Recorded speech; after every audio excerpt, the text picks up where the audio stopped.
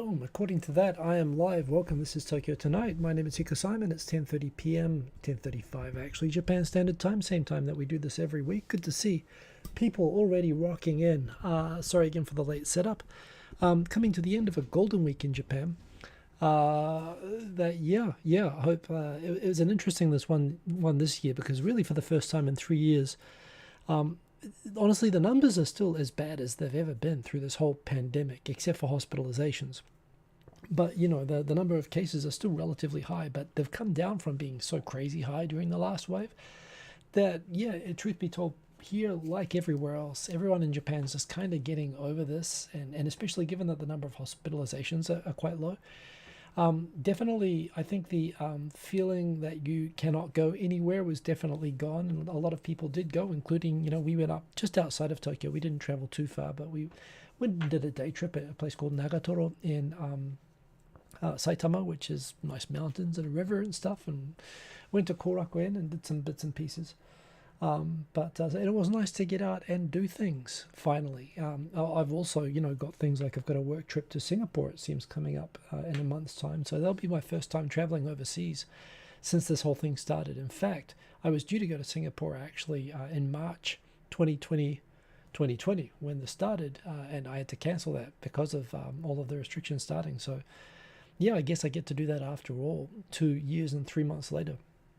So yeah, by the way, if you're in Singapore, I don't know if there'll be a chance. It'll be work meetings, but if there is a chance to meet up and anyone watching is in Singapore, I don't know if anyone is, but it would be nice to be able to see people for a change anyway.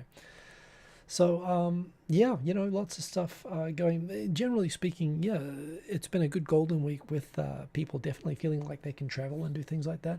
However, the downside of that I've got coming up in the stories that it looks like we're already starting to see like a pretty severe spike in cases from last week, which I think just shows how just when you take the foot off the pedal just a little bit, the cases do bounce back very quickly. So we'll have to see what happens with all of that. But we're heading into Okinawa's just hit rainy season. It's not quite rainy season here in Tokyo, but looking at the weather forecast for this week, there's like 4 or 5 days of rain. So we are definitely heading into rainy season. It will probably be that way officially in a couple of weeks.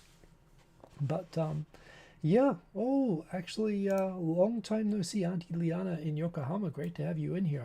I do see you on Twitter every now and then, so great to see so many people already rocking in. Let's see who is here in the comments. Got Quentin Rankett. I don't think it shows at the top of the screen automatically, but Quentin Rankett is up there, as is Kerberos Tenshi and Dan H. No cookies, Cookie Monster is sad. Well, this is YouTube, so there are cookies of other kinds. December Clouds, great to see you. Tea and a large cookie, I'm glad that you have both. Have an extra cookie for me.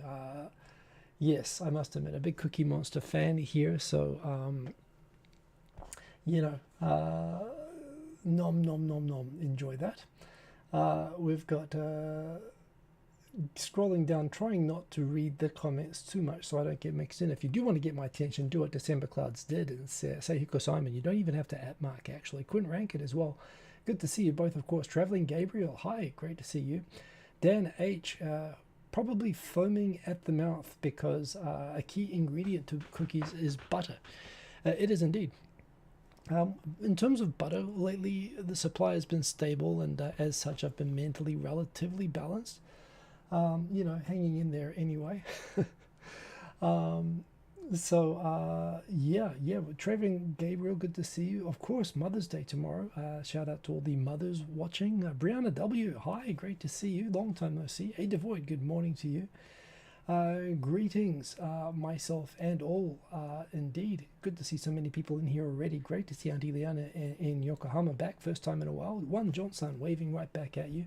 Apparently, Japan starts opening up to guided tourist groups in June. Have they decided that much? They said it would be like phased in, although that wasn't totally clear to me what that means yet, but I'll be coming up on that. So definitely people who know anything about that, share that. There's a video by Ninja Monkey yesterday, and he seems to be the best at keeping up with all the latest on that sort of thing. If he said that, that's definitely probably what it is. We've got Believe in Yourself. I don't think I said hello. Believe in Yourself. Good to see you. Believe in Yourself. Scrolling on down, Tokyo 503, Golden Week break ends today. Indeed, back to work tomorrow after a 10-day holiday. I didn't take the days off, but they were pretty low-key days, so it is more or less a 10-day break. There is a thing about the May blues in Japan. During April, everybody's starting the new fiscal year, new schools, new jobs. But there is that kind of, you get on that high of that new, that new year start in Japan, and then this like long 10-day Golden Week vacation. And then you got rainy season, and everything kind of hits people in May. So May is a tough season for people in Japan. So indeed, everybody take good care of that. Know that it's coming. It's unavoidable. You're going to get down a little bit during May, but yeah, that's what happens. Iraq 299, excellent to see you. Pretty much on time. Indeed, great to have you in here from the beginning. Anyone else who's watching, do say hello. It's just nice to see, particularly if you don't say hello very often. Say hello. And yeah. Dan H. Japan is a buy. Kishida is a joke. Yeah. I actually did get Kishida's press conference in the UK in the topics for tonight. And yes, I find him empty of substance. I find him in a really interesting comparison and contrast to Abe in many, many ways. Yeah, I do kind of agree with you. I mean, and fine. Maybe maybe a PM who's fairly harmless and a joke is good enough. But I kind of agree with you, Dan H. So yeah. By the way, for people who are listening to the audio version of this, I have been uploading. I've not been editing. I've made it a bit easier, so you get the chit chat in the beginning with that. But I've been uploading the audio version. I think the 5 or 6 people, or possibly 1 or 2 people who listen to it 3 times each. I hope you're enjoying it. I'm not going to spend too much effort on it. If I do have time, I couldn't hear how the music was going through at the end of the last show, but it was definitely peaking out for some reason. The volume wasn't very high on this, but something was causing it to peak out. So I'll be careful. But you know what? I don't have a lot of topics tonight, so hopefully I will get through to do some more music at the end, because that was fun last week, and I need the therapy. Yeah, so based on all of that, I am going to jump into the topics. No more comments. Going. Let's jump in, Traveling Gabriel. As I said, the coronavirus situation, of course, while the resumption of tourism is the big headline grabbing everyone's sort of attention at the moment, the other headline grabbing attention today is big jumps in coronavirus case numbers over the 7-day period from the same day last week, including in Osaka, up 3,000 cases from the same day last week to 4,192, which I guess means a 400% increase, put another way. So yeah, hey DJ Sunnyside Up, I should check, am I wrong? Isn't it Mother's Day tomorrow, or is it today? I thought it's tomorrow, right? Now I'm paranoid. I think it's tomorrow. I hope it's tomorrow, otherwise I'm wrong. But anyway, yes, DJ Sunnyside Up, great to see you. And Tim the Asian Ink, I'm not late, you're late. No, we're just starting. Rock on in, Tim the Asian Ink. So yeah, anyway, this is the sort of thing that happens. Normally there's about a 2-week lag to see jumps in cases from things like big public holidays or sort of big events. Golden Week is definitely an event, and interesting seeing the number of people moving. That said, typically during Golden Week, what happens is people move out from the cities into country areas. So it's the country areas that you would expect to see the spikes. However, that said, it certainly seems to be a characteristic of Golden Week this year that, at least based on the news and, sort of anecdotal interviews, that people are slowly venturing out from their rabbit hutches that they've been sort of holed up in for more than 2 years now, but they're not traveling, obviously, internationally very much, and not even doing big-scale domestic trips. People sort of just taking, oh, crap, it was today. I had it in my head it was tomorrow. Oh, no, everybody correcting me. I will have to call my mum and say sorry tomorrow. But yeah, so... oh dear. So anyway, that's not good. Anyway, back on focus. Happy Mother's Day today to all the people having Mother's Day at the moment. I guess I can still claim it's Mother's Day in America tomorrow. Whoops, I messed that up totally. Anyway,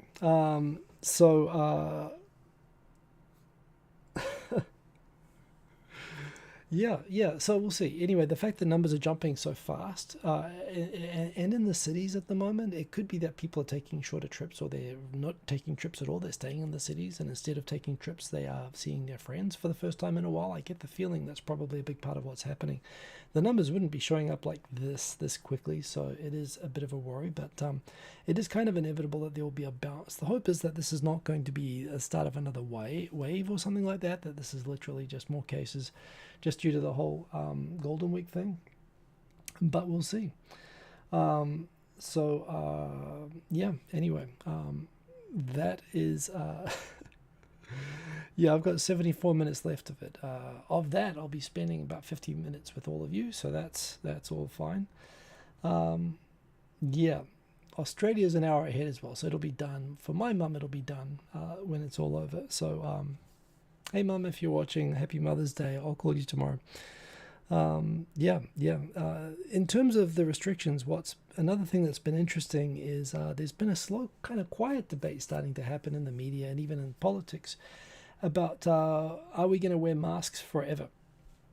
And, when do we start easing masking rules? And a lot of people even pointed out on Twitter, well, there aren't masking rules. Japan's never had the mandatory masking that America had. And you think about it, looking up from over here.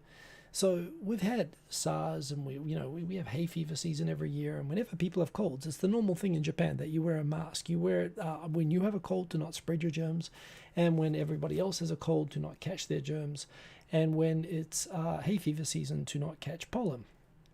So it was fairly like standard procedure in Japan that everybody rushed out and got masks when the pandemic started. And I do recall what happened in America in the beginning was apparently people were worried about there being a rush on masks. So the CDC and others said, don't hoard masks. You don't need them. They don't make any sort of a difference. You don't need masks. And they admitted later on that they said that to basically ensure that there were sufficient masks for hospitals and medical professionals who needed them more to use. They didn't want people, taking up the supply. So there's a bit of a dishonest tint to the messaging around masks in the US that was later contradicted. When the mask supply was stabilized, they suddenly said, yeah, you really should wear masks. In fact, we're going to make it mandatory and you have to wear masks or else you'll be punished. And it got really weird that all it went from sort of masks are, not necessary to masks are necessary, and not wearing them you will see you punished. Japan never went through any of that. There was a phase where there was a bit of a shortage of masks and they had to boost them up, and we had Abeno masks and so on. But fundamentally, people just understood without being told that you're supposed to wear masks, and everyone did, and so they didn't need rules making it mandatory. And now that it's sort of easing back a bit, there is this question starting to happen. I saw like 4 news articles on TV about this tonight, which always implies that there's probably government or Ministry of Health or something behind is quietly pushing on this. Where what's happened over the last 2 years is it's a combination of not just doing it as a health thing. For example, most people will agree that, you don't need to wear a mask when there are no people around. But there is a thing, when in Japan are there no people around? Even if there's a large distance, even if you're in a big open field, but if there are other people that can see you, people who see you will give you that look like, oh, you're not wearing a mask, and, give you a funny look, and people will be sensitive to that. So it's actually probably at this point, well, of course, there are lots of situations where you still should be wearing a mask, particularly given with numbers jumping again at the moment.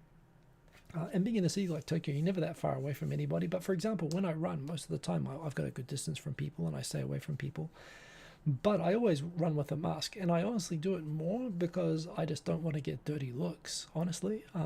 I found a mask that I can wear comfortably when I run, and it just, it doesn't bother me to wear it, and it saves me grief that I might get if I didn't wear it. And I find myself looking judgmentally at people who I see running or walking around without masks or with masks pulled down.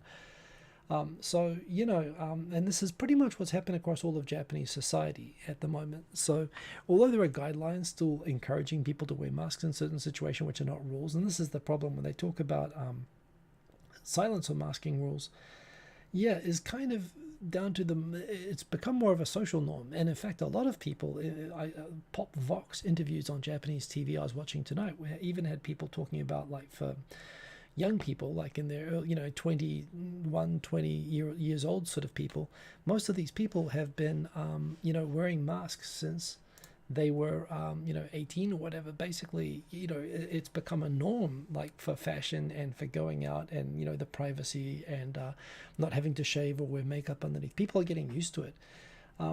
So there is kind of like, in Japan, it seems to have normally, to some extent, taken on. Again, there was an unofficial sort of a survey. They put an AI camera that could tell if people were wearing masks or not in Kichijoji.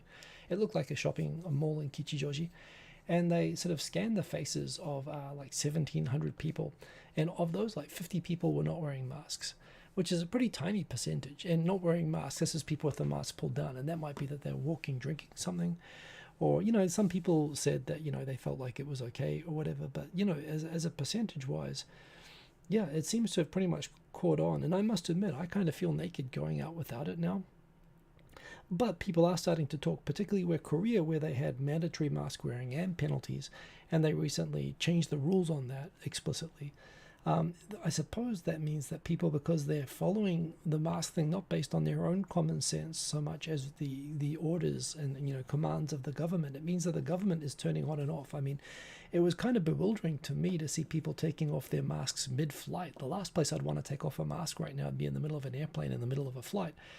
But, in America, it's like, people are completely, I mean, as much as people characterize Japan as being sheeple sometimes, people who just follow, blindly, who are obedient or whatever to government or whatever, subservient.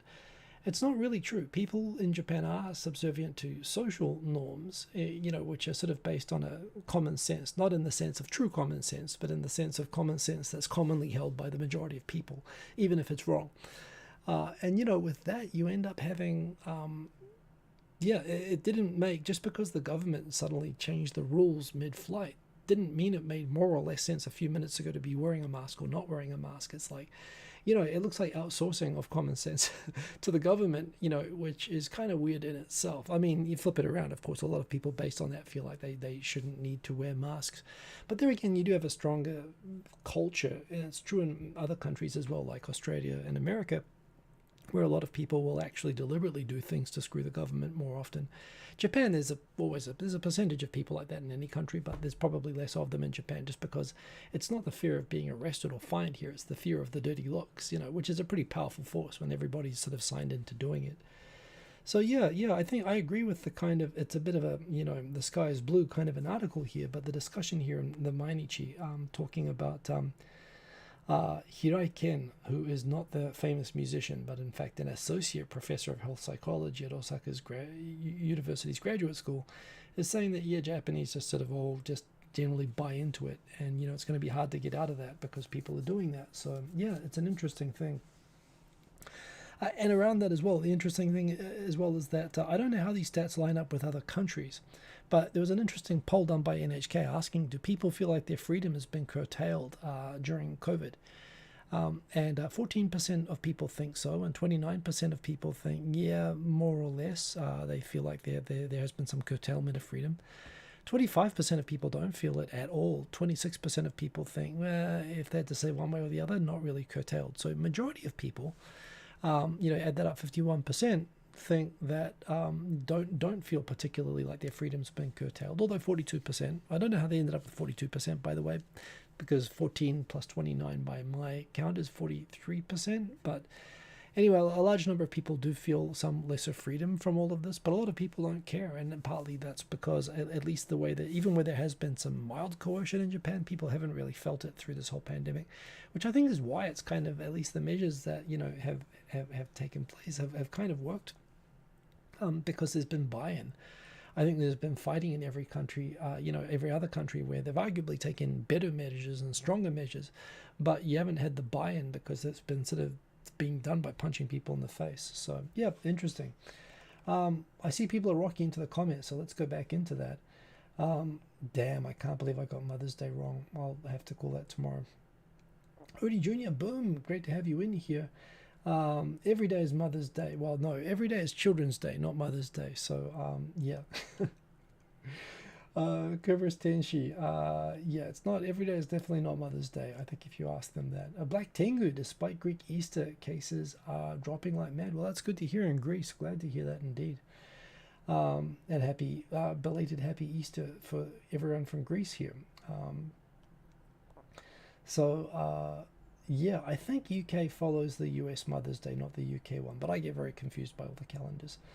Um, Yoni, great to have you in here again. Third time, bada boom. Third time in a row, indeed. Musashi Mark, long time indeed. Great to have you in the comments. Dan H, why do I think Kishida is trying to get UK in the CPTPP and defense agreement? Why can he do what Abe couldn't and turn Japan's defense force into an army? I think Kishida is a former foreign minister. So he's honestly, I do think he looks at the job like someone going to a international diplomatic dinner party, and he just wants to be sort of the center of the party. I don't think he's thinking anything very substantive. I mean, certainly strategically, having UK and the CPTPP, apart from the fact that the UK has kind of screwed itself, and it can't exactly take the Commonwealth back, and it can't take the EU back, but it needs somewhere to sell its black puddings. Why not the CPTPP? It has a bunch of, Anglo-friendly countries already in it, and Japan is sort of one of those. And I suppose, yeah, look, Japan can look at the UK traditionally, by the way, even from the 19th century. Except for the blip of World War II, Japan and UK have always been close defense and economic partners. Actually, like they've been close allies traditionally, and I think.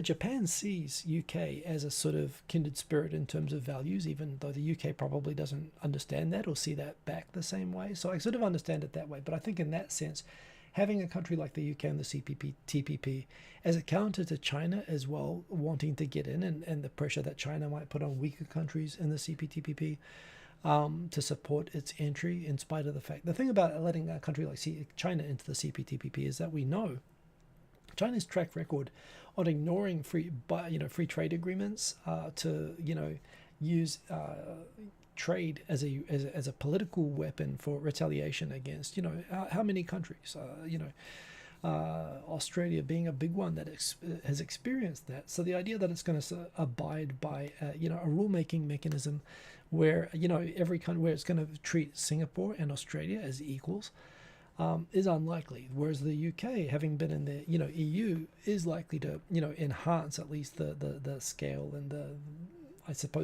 integrity to some extent of the CPTPP, and uphold those rules with new members. So I think it makes sense for the CPTPP, and I don't see why it has to be restricted to this geographic area either. Actually, I mean, look.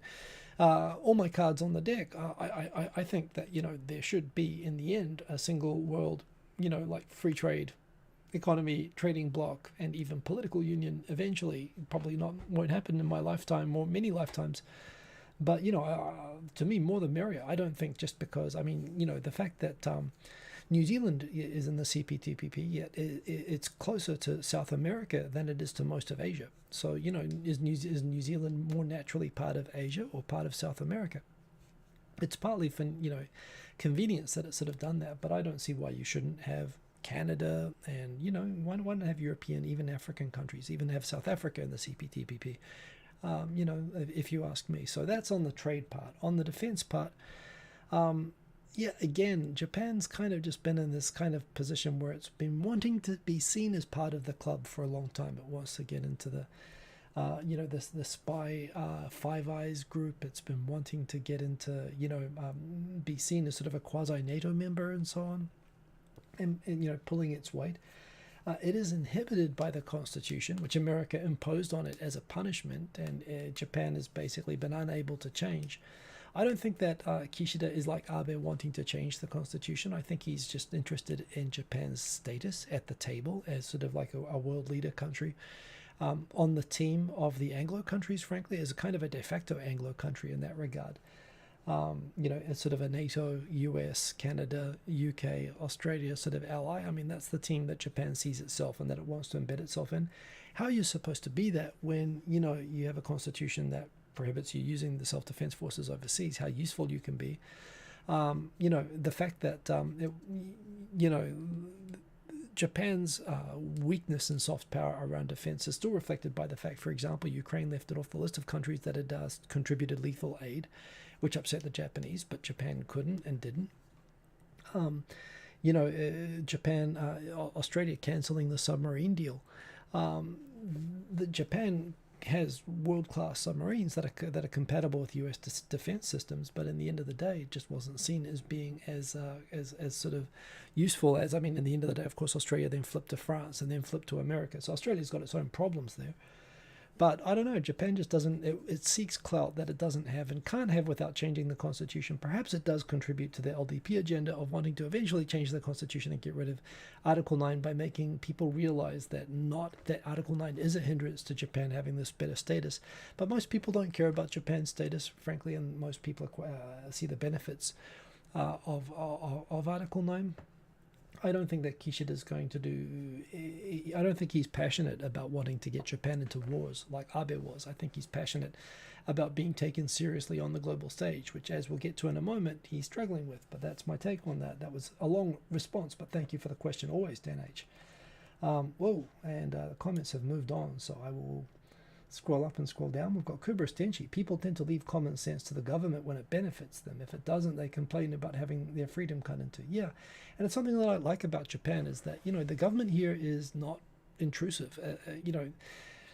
At least I think compared to a lot of countries that consider themselves free democracies, I think Japan is actually quite hands-off and actually does quite well at that. But yeah. Yeah, Auntie Liana in Yokohama, yeah, we do have lockdown. I don't know that we have a real lockdown here, at least not the sort of lockdowns that you had in countries that I'm more familiar with, where you had police-imposed fines and detentions and public shaming and so on. It was always kind of quasi, but sure. Setsuna, great to see you. Indeed, salutations. Thank you for the hello. Setsuna, mask policy just got dropped in your country a few weeks ago. Well, there you go. Yeah, it seems to be a global trend. Mr. Quixotic. Hey, Hiko, off topic, but last week you said you're in the electronics industry. Not exactly the electronics industry, I'm sort of in tech, but yeah, which I somehow did not know, despite watching your channel for a few years now. Well, I don't talk about my current job as a rule. I've talked about my profession in general in previous jobs, and I worked in IT. My last job was in IT, and I'm a lawyer by trade. I was at a law firm, and then I was a lawyer at an IT company, and that's sort of I've continued down that road, but that's as far as I'll go with that. But yeah, not electronics per se. Just started a postdoc at MIT in organic electronics. Awesome coincidence. That is very, very cool. Organic electronics. Wow, is that like? I just think OLEDs. As soon as you say that, OLED screens. I guess maybe not that. You're talking about like biohacking or and again, I do not. That sounds awesome. That sounds much more awesome than what I do. I don't know anything about that. But that sounds very cool, and congrats on getting into MIT. That is really impressive, Mr. Quixotic. Tim the Asian Inc. Say CPTPP 10 times fast. CPTPP, CPTPP, CPTPP, CPTPP, CPTPP, CPTPP, CPTPP, CPTPP, CPTPP, CPTPP. I can do it pretty well. That was easy. Rolls off the tongue. Eric Bailey, awesome to see you. Yeah, New Zealand is part of Australia. At least it's there for the taking when Australia gets around to it. Well, if according to Australia's constitution, New Zealand is included in the constitutionally defined territory of Australia.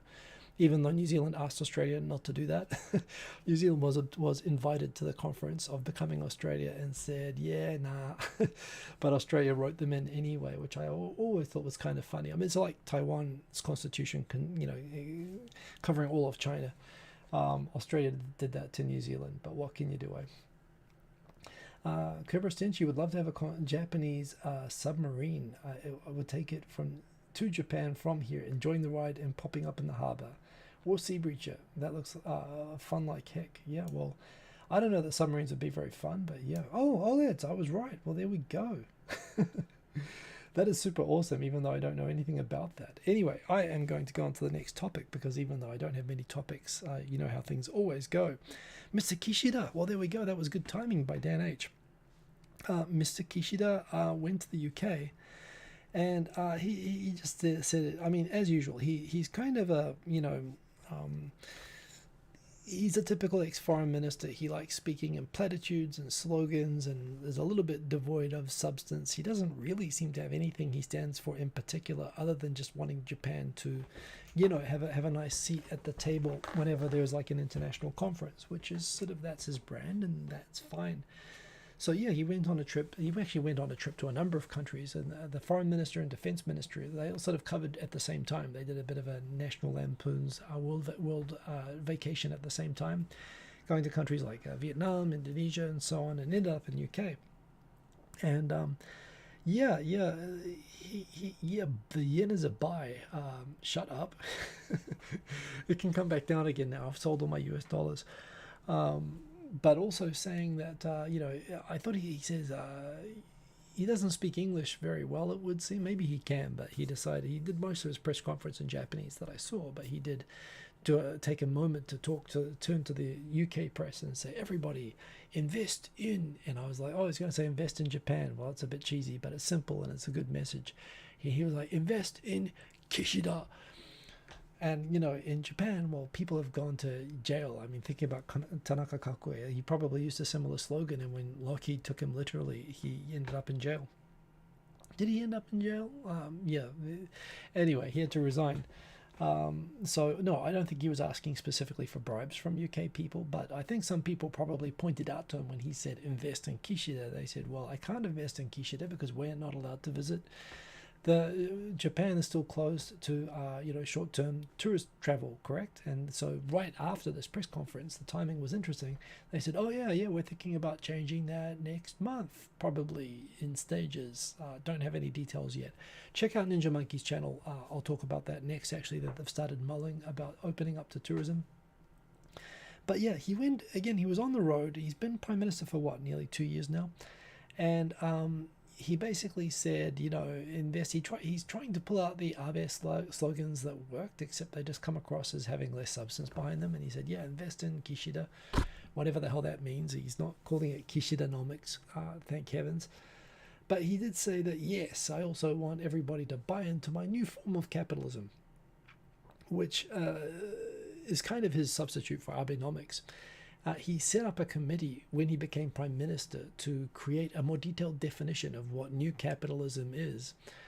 And they haven't come up with an answer. He still doesn't. If you ask him for a definition of what he means by new form of capitalism, which it appears to be sort of like capitalism with lots of government spending. I mean, that's pretty much what Abenomics was, and it's pretty much what his is, but he can't even define it. It's literally a slogan where it's like capitalism, but without all the negative connotations, but we're still going to say capitalism, which has negative connotations if you think of it as having negative connotations, but if you don't think it has negative connotations, that's fine, just stick with that.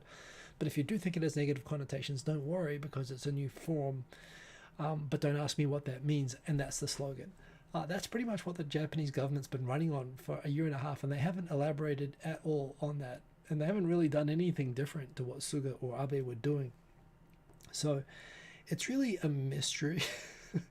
But yet he actually went to the UK and said, yes, I want you all to support my new form of capitalism, which is what he said to voters as well. And voters, they sort of looked at the opposition and went, ugh. Fine, new capitalism, well, who cares, and they voted for him. It worked. I don't think they really voted for him. They just looked at the opposition and thought, screw that. That's really the only thing. That's what he's getting by. And he just basically, I mean, it's the case with every LDP prime minister, that all they have to do is not screw up too badly. They all screw up, to different degrees, but they just have to hold it. And that's pretty much all that he does. He doesn't succeed. He doesn't even have any substance or any direction at all. He's just there giving sort of very thin, undefined slogans and just not screwing up for as long as possible. That's pretty much every successful LDP prime minister. What I respect about Abe, what makes an interesting comparison between Abe and Kishida, is that Abe, I don't like Abe. I'm not a fan of Abe, but I respect Abe. Abe is, he actually has ideology. He actually has in-depth policy ideas and thinking. And he didn't mind sharing those thoughts, including thoughts that were politically not popular. And what I respected even more about Abe is that he has and had some pretty radical ideas that he didn't mind saying, including let's get rid of Article 9 and let's have a normal military and let's participate in global security alliances and, let's do all of these things. But he also could read the room. He was experienced enough. I mean, he's basically an aristocratic he's a multi-generational, politician who's, from generations of experienced politicians in Japan, he was smart enough to read the room and realize that even when he had the numbers in parliament, in both houses for the first time in decades, probably actually ever, that he could have theoretically changed the constitution. He recognized it wouldn't have passed the public referendum. The public weren't behind it enough, and he kept his powder dry, even though he could have if he wanted to. All these people who said that Abe was going to take Japan to war with China and introduce conscription and be the next sort of Japanese Hitler, and those were the headlines when he first became prime minister way back after Koizumi.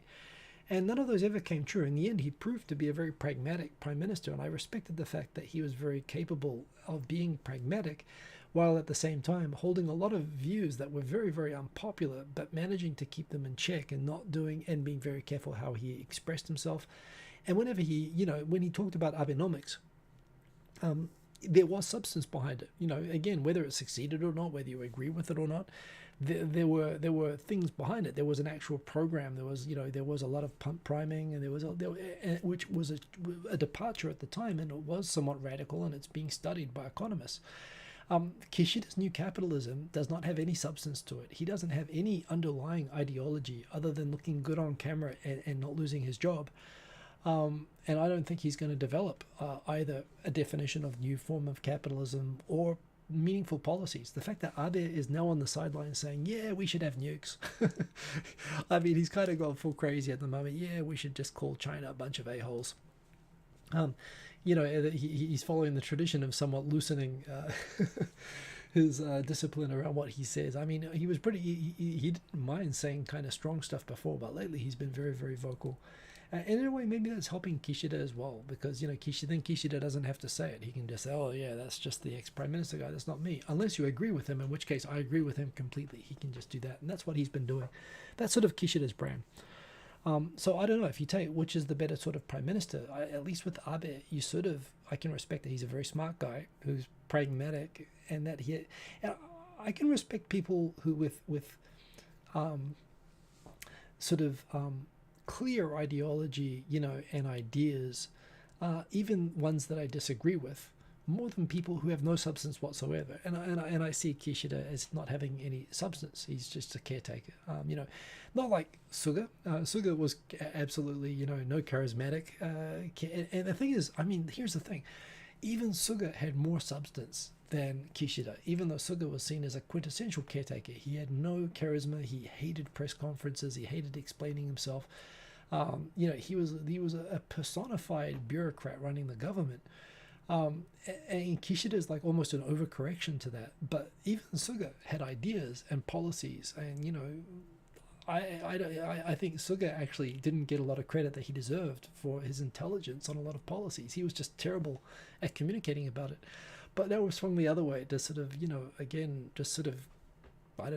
keeping the ship going. So I don't know, when he said invest in Kishida and new form of capitalism, trademark, and, you want to come in? Okay, we'll change all the tourism rules next month. Sure, is that cool for you? Fine, nothing to dislike, but that's pretty much his whole approach. So I'm kind of like, and this is what he's aiming for. I'm neither here nor there on Kishida, but I think I can respect someone like Abe more, even if I don't like him or agree with him. That's my take. Anyway, that was a long take. Back into the comments. We've got Kerberos Tenchi. So just like the French presidency, people voted for Macron so that they didn't let the right-wing Le Pen into office. Yeah, and it was interesting how many people voted for Le Pen. I mean, yes, thank you, France, for not becoming, a Nazi country. That was very nice. But what a choice, eh? Honestly, I thought France had kind of lost its mind either way, frankly. But yeah.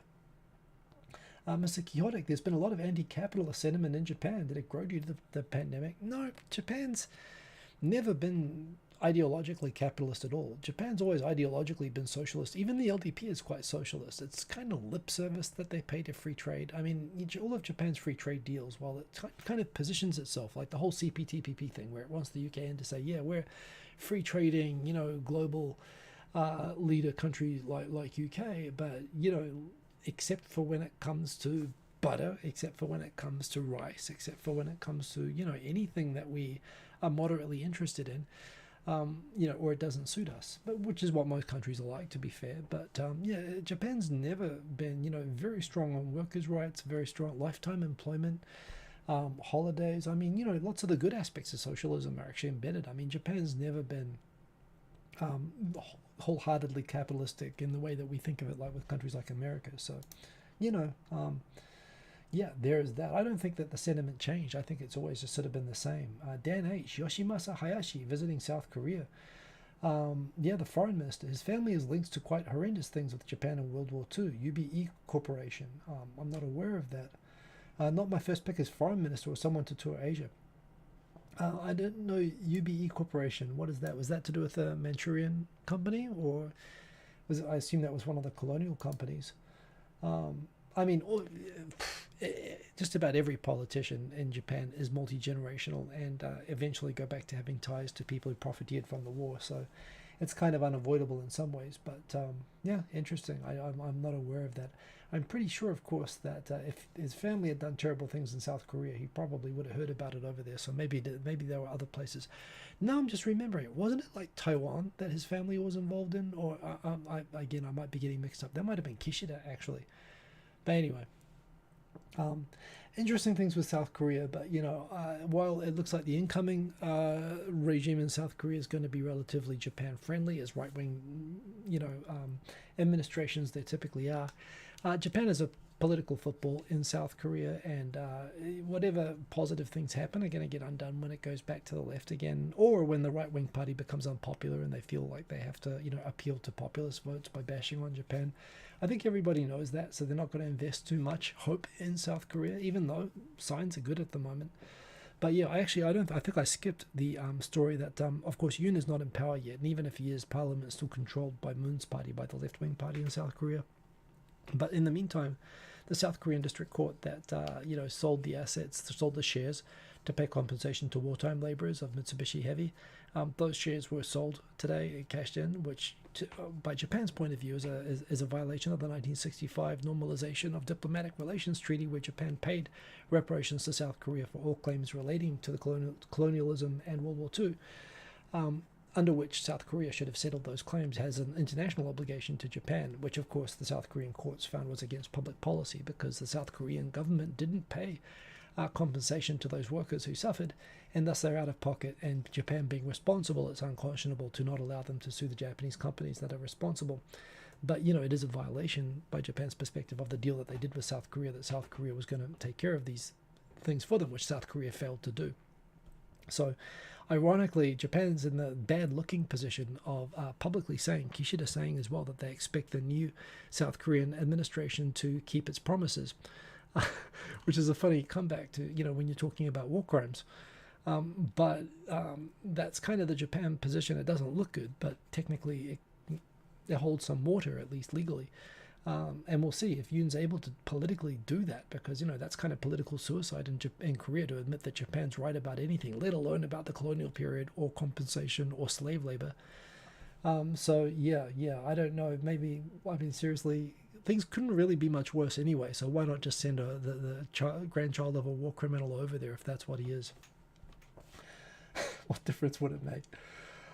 Traveling Gabriel, at what point does the Japanese economy take precedent over COVID restrictions? Well, there aren't really, like, what kind of COVID restrictions are you talking about? There aren't really a lot of, I guess the travel is definitely hurting the tourism industry, of course, and travel industries. And I think JAL reported a massive loss this week. So there's that. But, in the end of the day, I think there's a public buy-in to the idea that, these are needed for safety. Wow, the story I wanted to talk to most about this week I haven't gotten to yet. I'm getting into music time, so I'm going to move forward. So yeah, good news, although check out Ninja Monkey's channel for more detail and for the latest and most detailed information about when and how tourism will reopen in Japan. But it does look like there will be possibly package tours reopening next month, according to Kobayashi Tenshi. So hopefully that's going to be a thing. But yeah, hopefully you'll be able to come back in as a tourist from next month. So that's good news. The big story I wanted to talk to, actually, which has been I went on a bit of a tweet storm about this yesterday. Let me quickly explain. In Japan, the joining a large company, the sort of hiring process, for large company intakes where they hire lots of new graduates is quite prolonged. You have to send your resumes and you sort of get taken to sort of briefings, and there are multi rounds of interviews where it's like a TV game show where they whittle them down to the ones that they want to hire. Apparently, somebody who's not identified by their name or gender is not identified, but on social media they said that they are half. They have a foreign parent, but are Japanese born, raised, and Japanese citizen. But they have a foreign name and a foreign-looking appearance. Applied for a job in the corporate side of Yoshinoya, the beef bowl company, and their resume made it through to the second round and received an invite to come along to the sort of the careers day, where they start doing briefings in preparation for people who would go into the interview round. So it sort of is one of the interim stages before going into interviews at Yoshinoya. However, he or she got a letter back from Yoshinoya saying that, we're very sorry.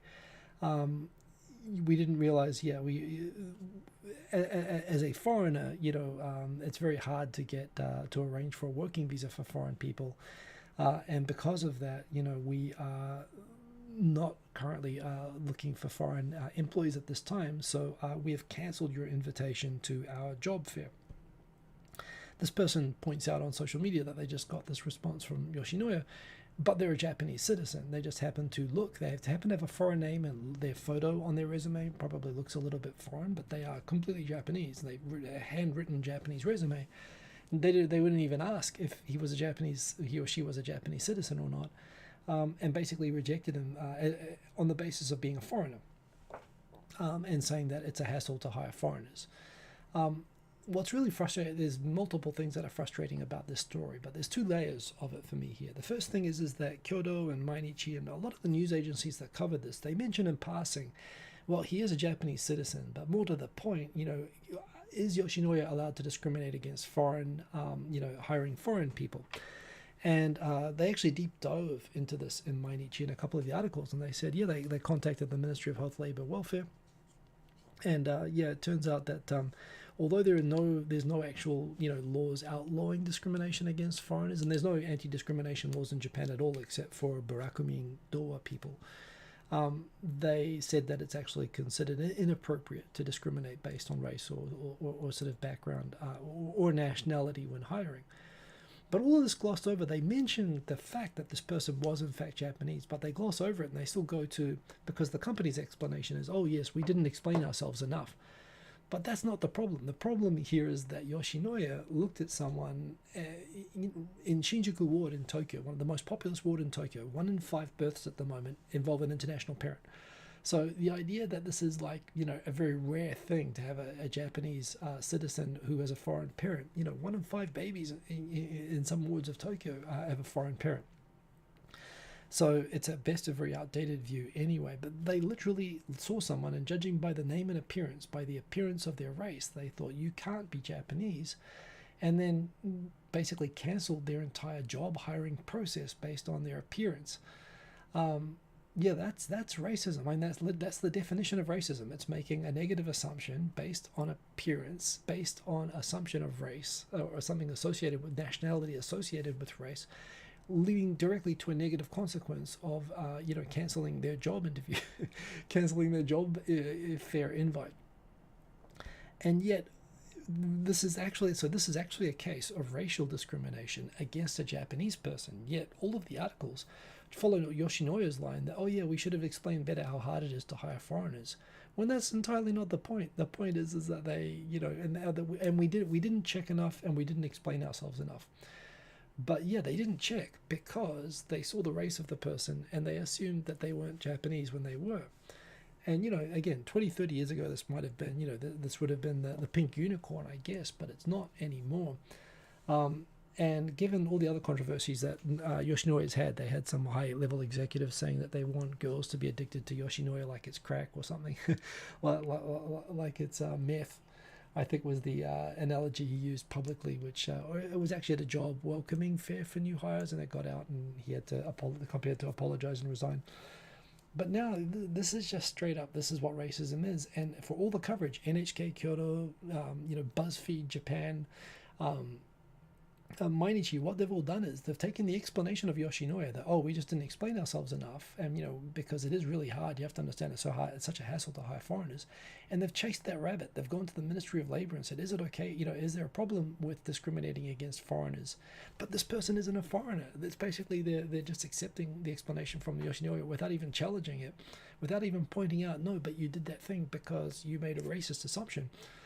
And you acted negatively upon it, and yet they're following this like all the way. So it's a really, really infuriating case, if you ask me. And the real problem hasn't actually been flagged on this. I mean, look, to me as a foreigner, sure, there is discrimination. It's legal to discriminate against foreigners, and this could have affected me. And so selfishly, I could say, well, the story that's more relevant to me personally is the treatment of a foreign citizen, because I'm a foreign citizen. But this person isn't a foreign citizen. They're a Japanese person raised in Japan who just happens to be racially mixed. That's it. And they were discriminated because of it. So it's crazy not only that it happened, but it's crazy to me that the media, even BuzzFeed, even NHK, Mainichi, have all like totally missed the most important issue, even though they all flag that the person is a Japanese citizen in the story. So to me, kind of crazy. But yeah, so interesting story there. Going back up, yeah, Traveling Gabriel, I was actually talking about monetary, like interest rates, but yes, travel restrictions along with parcel restrictions have affected the economy greatly. Yeah, well, I guess the government still is trying to keep a lot of money in reserve as well, so yeah. Mr. Korichap, good to see you. How is my favorite New Zealander, Russell Crowe? He's an Australian, one of the few that you can keep. Shripper, good to have you in here, by the way. Sated Sir, hello, good to have you in the chat. Let's keep rocking on. I think this is the last couple of stories we've got here. First of all, today, Hokkaido said that they were disconnecting a lot of wind power and solar power because there was too much power being generated and they couldn't consume it on their grid. The old story I've mentioned before, Japan has 8 power grids. Some of them, Okinawa is completely isolated. The western half of Japan uses a different transmission frequency to the eastern half of Japan, but even like on where they're on the same frequency, like Hokkaido's on the same frequency as Tohoku and Kanto, where Tokyo is, even then the grids are still separate, and they do have interconnections, but they're basically bottlenecks that can't, and they don't operate like a single grid. And here's the problem: you have a place like Hokkaido, which is enormous, has tons of wind energy and solar energy, which we could use all day in Osaka or Tokyo, but the interconnections just are so weak that basically it means that if they generate too much of it, they just have to disconnect it because it starts to disrupt and unsettle the grid up there. And this is the problem with having 8 tiny grids. Look in America with Texas having an isolated grid. It's the problems that you get over there. It becomes less stable. It's better with electricity to be on a bigger grid. And it basically means that you can put on more unstable types of generation like wind and solar if you can do that. Batteries is another solution. But again, Japan, has had this problem with its grid for 150 years. I've explained it before. And this is just a perfect illustration where Japan's not going to be able to increase its amount of sustainable, energy or meet its Kyoto climate goal, its climate change goals, when all that energy is being generated in places with low populations on small isolated power grids and not where they can't transmit the electricity efficiently to large cities that can use it. So that was frustrating. A very cool story from New Zealand where Rocket Lab, just was listening to a podcast about this tonight actually. The New Zealand American company Rocket Lab actually figured out how to recycle, reuse rockets by not letting them fall into the ocean, by catching it with a helicopter in midair. Only Rocket Lab can do this because they make the rockets out of carbon fiber, which makes them a lot lighter. Apparently the Falcon 9 weighs like 25, when its fuel is spent and it's coming back down to Earth, it weighs 25 tons, whereas the Rocket Lab Electron rocket, which is a smaller rocket, but it is made out of carbon fiber, only weighs 1 ton, and it can be carried by a Sikorsky helicopter that can carry 5 tons. So and that way it doesn't go into the ocean, doesn't get all ruined by salt, and you can refurb it more quickly and reuse them and refly them. The other thing, of course, it's just crazy. They're using like all the boat technology where they can 3D print a rocket in 7 days, and an engine in like 9 days. So these things could basically be mass produced cheaply, reused. It's just awesome. To me, it's mind-blowing that it's coming out in New Zealand, so that is cool. Final story, if you haven't seen it yet, I did finally get around to seeing the Ame Yamato 10th anniversary video with lots of celebrities. And as always, it is awesomely done. It is really worth watching. I'm very proud to have been one of the first to do a collab with Ame Yamato. but she is still amazing. And if you look at her videos, you will understand the work that goes into each of those and how well they're done, and not just how well they're animated, but how well they're scripted and edited and put together. Must watch Ami Yamato 10th anniversary video. It is very good, the anniversary. So yes. Anyway, Dan H, why do I think co-op aren't very popular, common in Japan? Co-ops are popular and common in Japan, at least in agriculture. Is it because Japanese society automatically assumed companies should somewhat behave like this anyway? Yeah, well, certainly, I mean, co-op, literally the brand co-op is a big brand in Japan. And you could argue that conglomerates act like co-ops in a way anyway. I mean, again, the whole... yeah, okay, no music tonight. Let me explain this a little bit. The first job I ever did in Japan was I was a sales consultant, SAP consultant, building a system for Mitsubishi Materials Silicon. And Mitsubishi Materials, they basically have all of these suppliers, the silicon places in Kumamoto, Minamata, a bunch of Kyushu-based sort of companies where they get all the supplies and they sell to up the chain. And I was told using this German sales order system, and I was a trained lawyer, but I was building sales systems, and they said, and a sales order is basically a form of a contract which you just put into a system, and they said we need to put in a Naiji. I was like, sure, no problem. What's a Naiji? And they said, well, a Naiji is an order. Well, so first of all, an order is a contract. In a contract, you need OACIC, offer acceptance, certainty of terms, intent to form contractual relations, and consideration. I.e., you need a price. You need basically a clear price that's shown and accepted by the other side. You need that confirmation and an intention, which is normally what you have in the signature. Certainty of the details. Very, very important. So you've got to have what are you buying, how much, when to be delivered, and consideration. It needs to be for a known price. A Naiji is an approximate order to be delivered at an indeterminate time with pricing to be decided later. And this is a supply chain of 10 companies vertically stacked that would basically did their entire supply, silicon wafers through to fully built computers, literally silicon crystal through to fully built servers. And all the steps in between. And I was doing the system for the silicon wafer factory in the middle of that chain. And most of their orders came in as Naiji. They came in with only approximate numbers of silicon wafers. They weren't sure how many wafers they would need. They wouldn't know the prices because, they would basically allow supply chain flexibility throughout the supply chain, where basically all of the supply chain people would get together in a meeting at the end of every month and decide what the prices were and how much, they would actually take. And this is the point as well. The reason that you need certainty of the numbers is if you overproduce, you can't trust that they're going to take the rest off your hands. But if you're like a family company, if you're like a co-op, these silicon wafer companies, they could just keep them in storage knowing that they could give them the next month and adjust internally. So basically the whole supply chain could adjust volumes, price. They could absorb shocks like this, and they could basically use top to bottom. If the top was getting squeezed on price, they could share the burden of that through all these companies, even though these were not always like affiliated companies, but they would agree to cooperate in the back end to be able to give efficiency to them being sold at the end of the chain. That sort of coordination among companies is rarer now. Things like what Gon did with the whole rationalization of Nissan's supply chain were the definition of undoing that. But that's the advantage of these Japanese. They are literally de facto co-ops.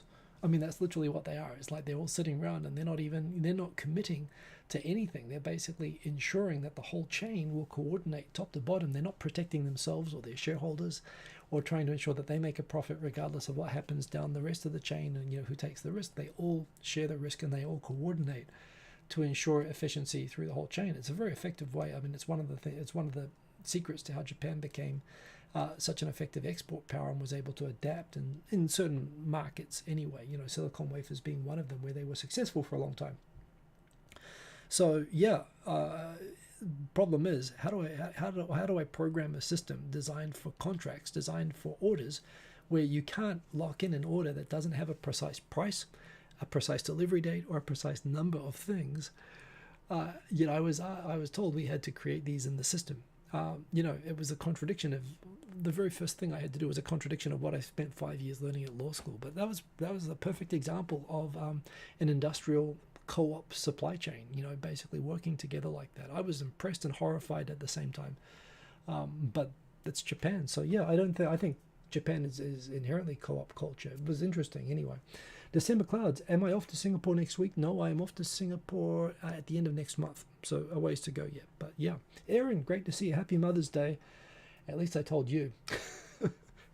I got the day wrong. I'm going to have to, yes, eat some crow pie over all of that. But yeah, no worries. I did set this up at the last moment as always. That's the show. Those are all the topics. Thanks as always for keeping me company. Remember, I'll be back next week because I have nothing better to do. Hope you all have a good week. Remember, stay safe from the Rona. Hope you had a good golden week if you're in Japan. Follow me on Twitter. I'm there all the time. And peace. Have a good one, everyone. Boom. Ending stream. Over here.